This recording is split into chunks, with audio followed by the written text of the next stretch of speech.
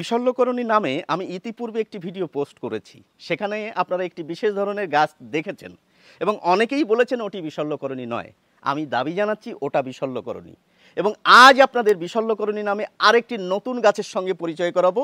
বাঙালি অর্থাৎ আমরা বেশিরভাগ জনেরা বিশল্যকরণী নামে যে গাছটিকে চিনে থাকি, এটি হচ্ছে সেই বিশল্যকরণী বন্ধুরা। হ্যাঁ, আমার দেখে এবং আপনাদের দেখাতে পেরে খুব ভালো লাগছে। এবার প্রথমে এই যে গাছটির পাতা, সেটিকে আমরা একটু ভালো করে চিনে নিই।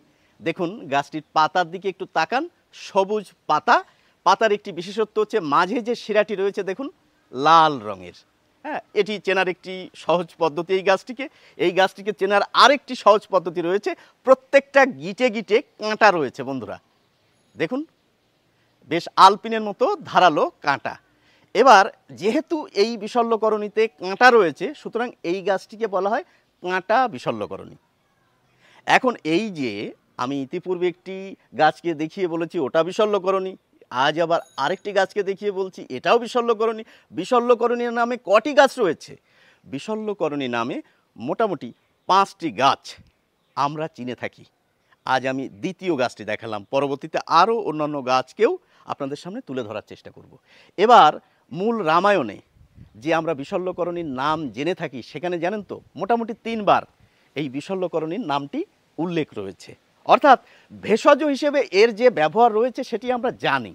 মোটামুটি এই গাছটিকে আমরা বেশিরভাগ জনেরা কোথায় ব্যবহার করি? কেটে গেলে, ছড়ে গেলে, পুড়ে গেলে, ব্যথা লাগলে এই গাছের পাতা সাধারণত ব্যবহার করে থাকি আমরা।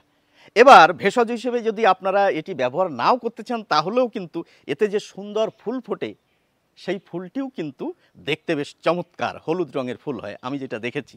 এবং এই যে আপনাদের সামনে ফুলটি দেখাতে পাচ্ছি না, কিন্তু ফলটি দেখানোর চেষ্টা করছি।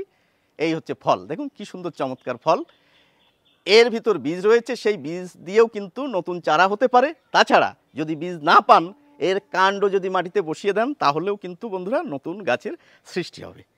এবার মূল রামায়ণে 3 বার রয়েছে এই গাছটির কথা, সেটি আপনাদের আগেই জানিয়েছি। এবার এই যে গাছটি বা আরও 4টি গাছ রয়েছে বিশল্যকরণী নামে, আমার কথা আপনারা বিশ্বাস করবেন কেন?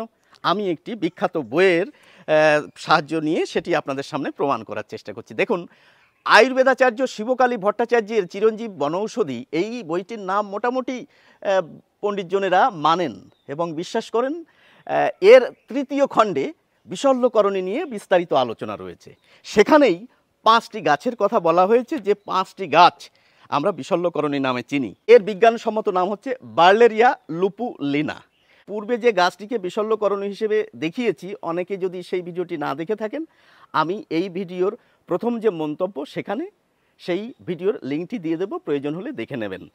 এবার এই গাছটি আপনারা নিশ্চয়ই চেনেন অনেকে, কাদের কাদের বাড়িতে রয়েছে সেটি জানাতে ভুলবেন না। আর যারা এখনও সংগ্রহ করেননি, আমার ইচ্ছা আপনারা প্রত্যেকেই বাড়িতে এই গাছটিকে রাখতে পারেন। সকলকে অসংখ্য ধন্যবাদ, ভালো থাকবেন।